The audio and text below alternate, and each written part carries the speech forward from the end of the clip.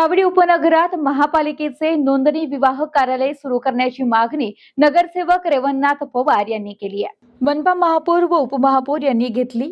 सावडी उपनगरात महापालिकेचे विवाह नोंदणी कार्यालय सुरू करण्याची मागणी नगरसेवक रेवणनाथ पवार यांनी महापौर आयुक्त व उपमहापौरांकडे निवेदनाद्वारे केली। मागणी नागरिकांची गैरसोय तातडीने मार्गी लावा। नगरसेवक रेवणनाथ पवार।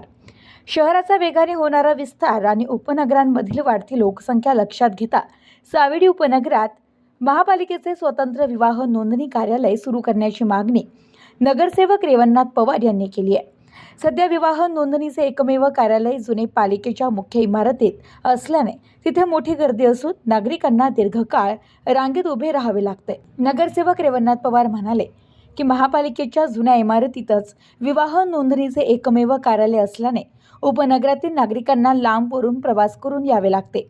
शहराचा विस्तार झपाट्याने होत असून सावडी परिसरातील लोकसंख्या मोठ्या प्रमाणात वाढली आहे। त्यामुळे नागरिकांना सोयीसाठी सावडी उपनगरातील महापालिकेच्या प्रभाग कार्यालयात स्वतंत्र विवाह नोंदणी कार्यालय सुरू करण्यात यावे।